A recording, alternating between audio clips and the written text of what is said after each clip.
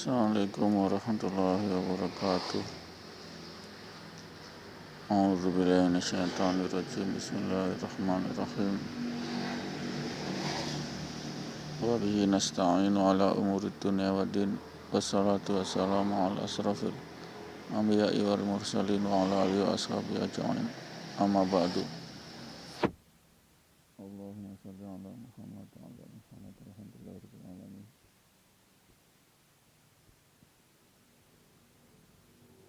Rabbi shrah li sadri wa yassir li amri wahlul 'uqdatam min lisani yafqahu qawli. Rabbi zidni ilma warzuqni fahman. Ya ayyuhalladzina amanu taqullaha haqqa tuqatih wa la tamutunna illa antum muslimun. Ya bunayya aqimis shalah wa'mur bil ma'ruf wa tanhauna 'anil munkar wasbir ma asabaka ulaika asmil umur. Pendengar yang dirahmati Allah, ya bunaya, wahai anakku, aqimis shalah, dirikan shalah, wa'mur bil ma'ruf, perintahkanlah ke jalan yang baik, wa tanhauna 'anil munkar, dan cegahlah daripada kemungkaran, wasbir ma asabaka, dan bersabarlah terhadap musibah yang menimpa kamu. Inilah pendengar yang dirahmati Allah, nasihat Luqmanul Hakim, sang boleh dikatakan nabi, tapi dia sebagai ahli filsafat yang diabadikan dalam Al-Quran,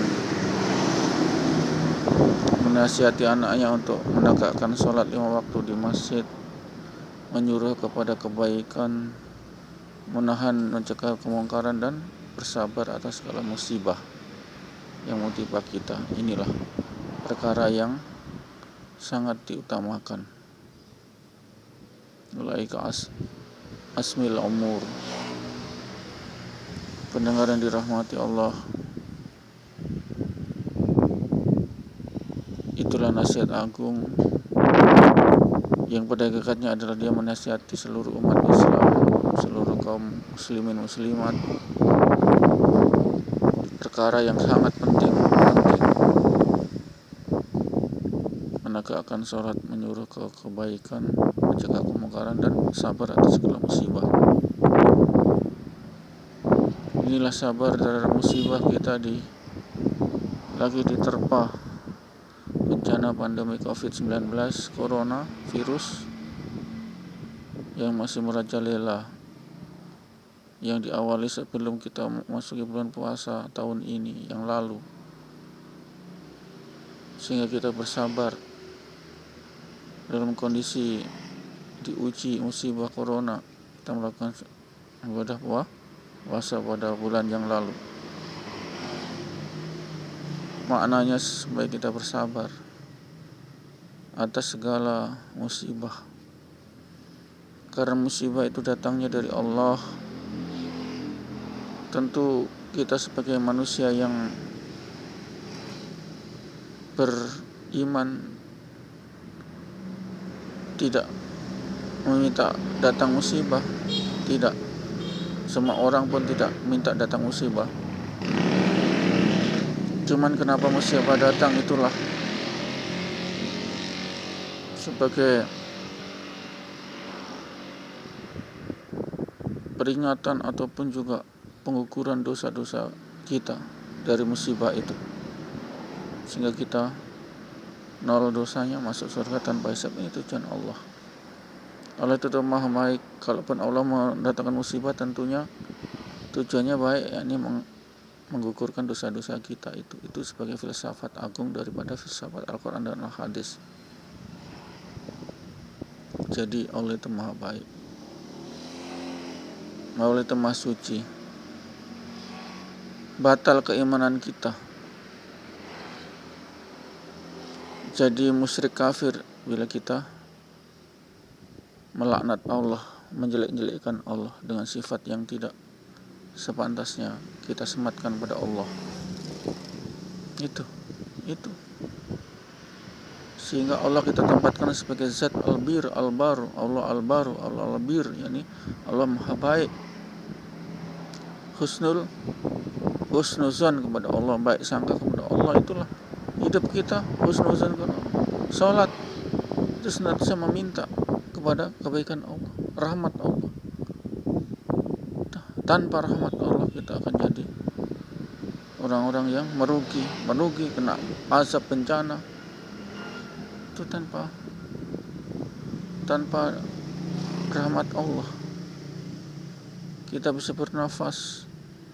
Karena rahmat Allah, banyak orang yang tidak bisa bernafas, termasuk kena virus corona covid, tidak bisa bernafas, dia lendir semua di tenggorokan, di salut rantai hati, tenggorokan, hidung,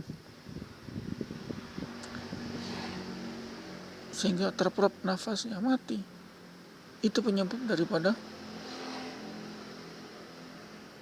kematian corona yang sangat menakutkan, sangat cepat mereka. Karena apa?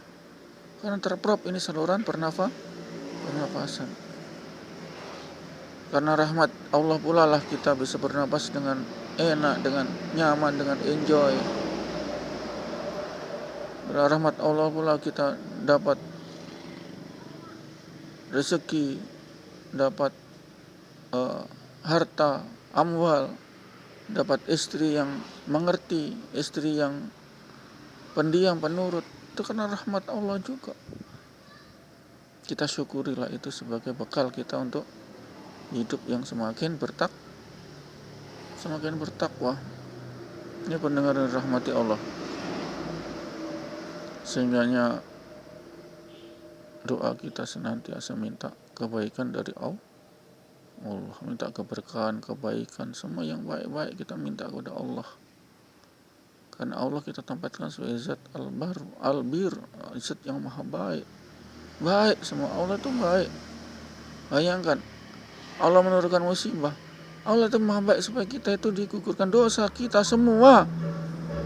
Yang tidak pernah sholat di masjid, hayya ala sholat, tambah makin tidur subuh, tidak bergerak, nikmat tidur subuh. Itu kalau kita bandingkan dengan pengguguran dosa, tidak sebanding itu. Dosa kita digugurkan karena kita malah sholat, Allah gugurkan melalui musibah ini, benar-benar rahmati Allah. Sehingganya kenapa datang musibah? Karena Allah telah nomor duakan. Mereka tidak mencintai Allah. Buktinya apa? Khayalan sholat, tidak ke masjid. Itu saja, tidak usah kita cari alasan-alasan lain. Sehingga Allah gugurkan dosa-dosa itu. Kita semua yang mayoritas Islam ini, umpama satu kaum kita di negara kita ini, mana yang ke masjid? Berapa yang ke masjid? Paling tidak sampai 0,01%, 1/1000 nggak sampai. Kayak itu semua memicu daripada datangnya musibah. Itu digugurkan dosa-dosanya oleh Allah. Ini kita harus tahu, itu filsafat agung Allah itu. Al-Quran, Al-Hadis bukan filsafat manusia yang serba terbatas. Filsafat manusia itu terbatas. Karena manusia terbatas. Manusia terbatas. Dia pandai, hafal Quran, hafiz, doktor tafsir, rektor IAIN, menteri agama, masuk juga penjara, KPK, korupsi. Tidak saya sebut namanya. Kenapa itu? Itulah. Kita tidak bisa mengandalkan otak. Otak manusia tidak bisa diandalkan. Karena di samping otak ada setan yang menggoda kita, sehingga kita biarpun profesor, ahli tafsir, ahli hafidz hafal Quran, tidak bisa juga lepas dari jeratan dunia, yakni korupsi, tangkap, masuk penjara, menteri agama lagi. Ini kan ya begitulah. Tidak bisa kita mengandalkan otak, Mas. Sepandai-pandai manusia pasti jatuh. Sepandai-pandai tupai pasti jatuh. Sepandai-pandai tupai meloncat pasti jatuh. Sepandai-pandai manusia otak cerdas toh jatuh, kena kasus korupsi di penjara. Ini tidak bisa kita mengandalkan instrumen akal, tidak bisa. Karena di samping instrumen akal ada setan yang menggoda, Mas. Akal memang jenius, akal tuh cerdas kok. Logika akal tuh main. Tidak mungkin mereka itu, kalau akal waras sehat mau sengsara, tidak mungkin. Dia mau bahagia, sehingga dia bekerja mencari nafkah, kan begitu. Itu adalah akal yang jenius, ya, akal yang waras lah, jenius atau waras. Tapi karena setan menggoda, banyak rezeki, setan menggoda, terjerumus dalam dosa maksiat, zina dan lain-lain. Ini sudah merupakan sunatullah itu. Sehingga pendengar dan rahmati Allah, saya ingatkan tujuan kita adalah di dunia adalah mengesahkan Allah, mensucikan Allah, la ilaha illallah, dakhulal jannah. Pegang ini kalimat sederhana ini, la ilaha illallah, dakhulal jannah. Tiada Tuhan selain Allah, masuk surga. Itu jaminan Allah. Itu saja kita zikirkan itu. Aduh, sangat baik itu, karena kita dijamin surga kekal abadi. Itu saja otentik kita. Yang sementara ini saya sebagai asatid, sebagai ustadz, dan para teman-teman sebagai ustazah dan lain-lain senantiasa mengajak ke surga. Kunci surga diantaranya adalah la ilaha illallah. Kunci surga diantaranya sholat waktu di masjid. Tuh, simpel kok. Agama itu simpel, tidak berbelit-belit. Allah tidak berbelit. Masukkan surga gara-gara la ilaha illallah. Sedang pelacur saja yang memberi minum anjing yang kehausan masuk surga, apalagi la ilaha illallah, kan begitu. Simpel Allah itu. Yang berbelit-belit itu manusia. Sebelum jadi tentara, sebelum jadi letnan, harus jungkir balik dulu di akademi militer. Jungkir balik, merayap, ditendang, naik tangga, naik penghalang rintang, lari di tengah peluru yang setiap saat bila salah goyang tubuh langsung tembak mati, kena apa peluru, itu siksa, Mas. Itulah manusia. Untuk jadi tentara, setengah mati, 3 tahun, 4 tahun, 6 bulan, 9 bulan. Itulah manusia. Tapi Allah memasukkan surga dengan sangat gampang. La ilaha illallah, dakhulal jannah. Itulah Allah. Bedanya Allah dengan manusia. Iya kan? Manusia itu, kamu jadi tentara, jungkir balik dulu kamu 6 bulan, 9 bulan untuk catam. Untuk 3 tahun, 4 tahun untuk perwira atau letnan atau inspektur polisi. Ini pendengar rahmati Allah.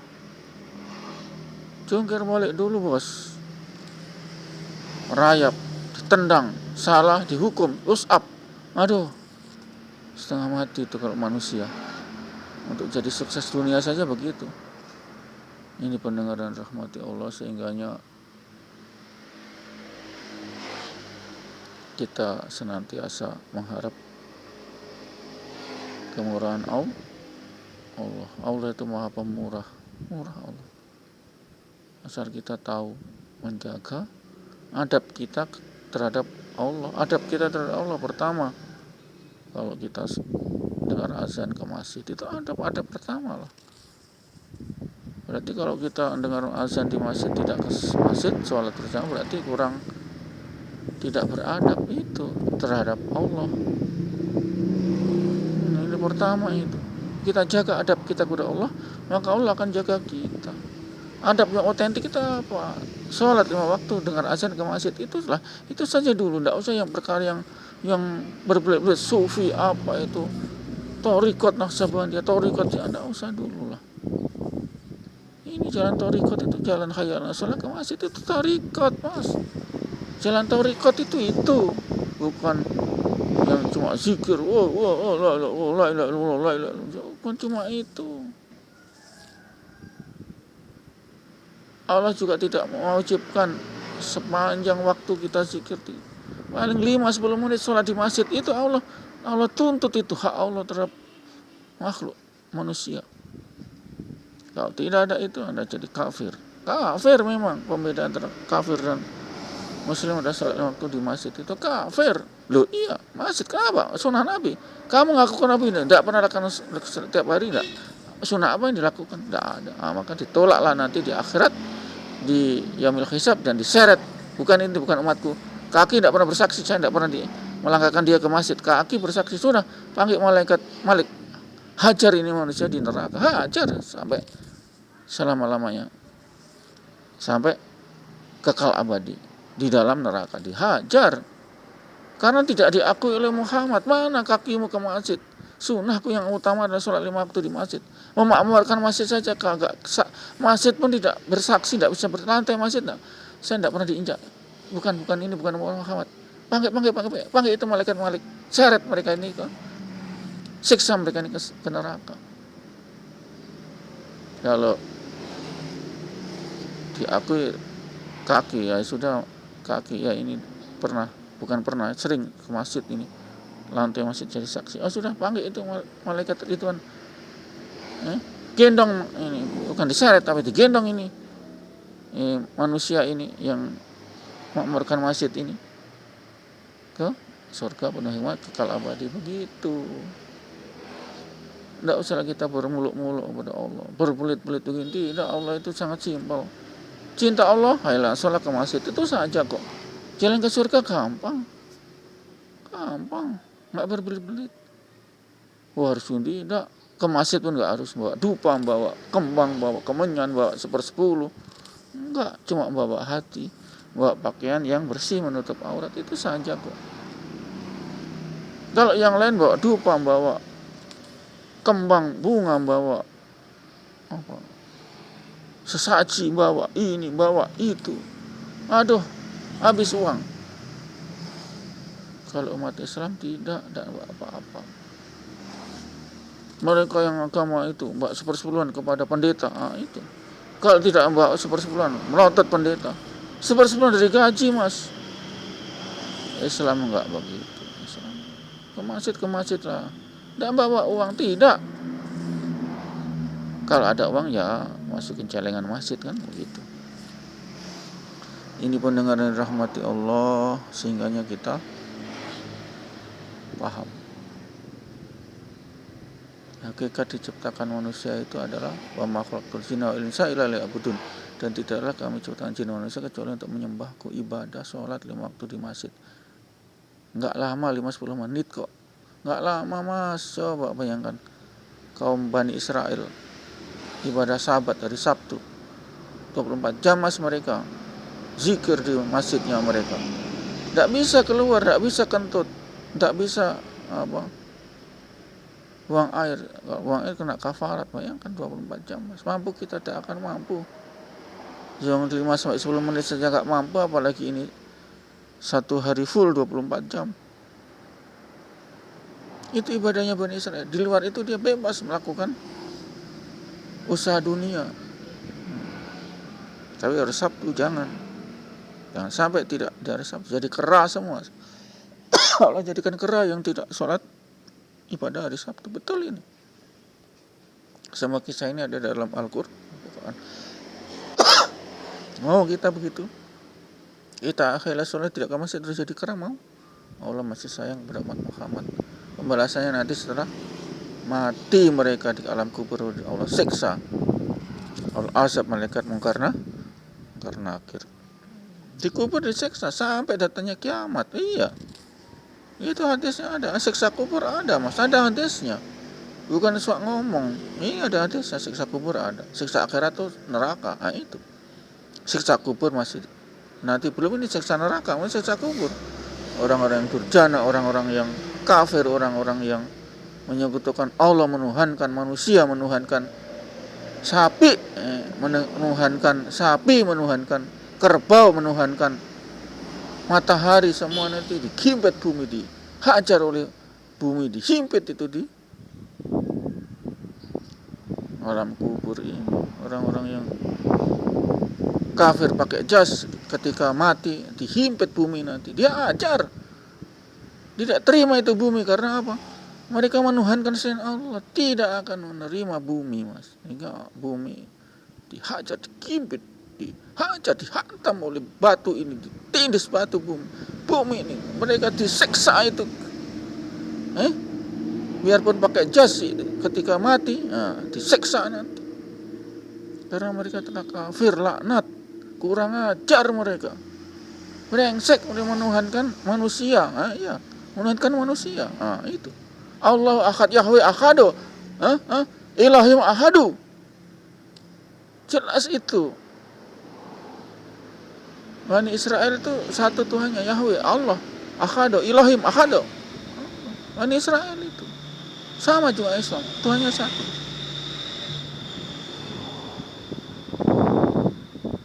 Itu kalau mereka menuhankan dua, itu dari mana asalnya? Dihajar mereka itu, mereka dihajar, dihantam di bumi, sebelum masuk neraka dihajar itu. Sehingga berpindahlah Bapak Ibu. Aku hanya Elohim ahad, Yahweh ahadu, Allahu ahad, la ilaha illallah, la ilaha illallah. Pindah saja sebelum dihajar Bapak Ibu di alam kubur. GP dihantam, habis, retak tulang-tulang kita, dibakar. Yang pakai jas-jas itu ketika mati pakaiannya dihajar nanti, karena dia sangat kualat kepada Allah. Allah kualat, menyekutukan Allah, Allah disekutukan. Oh iya, aduh, bahaya ini. Supaya tidak disiksa di kubur, akui saja la ilaha illallah, tidak Tuhan selain Allah, titik, beres, sudah masuk surga kok. Itu kunci masuk surga kok. Demikian pendengar rahmati Allah, singkat dakwah ini, mari kita tetapi daripada kunci surga la ilaha illallah, itu saja. Simpel, singkat, la ilaha illallah, syarat masuk surga, dan dimasukkan surga dengan kalimat itu. Itu. Demikian kita akhiri firman siri. A'udzubillahi minasyaitonir rajim. Bismillahirrahmanirrahim. Subhanakallahumma wa bihamdika asyhadu an la ilaha illa anta astaghfiruka wa atubu ilaik. Assalamualaikum warahmatullahi wabarakatuh.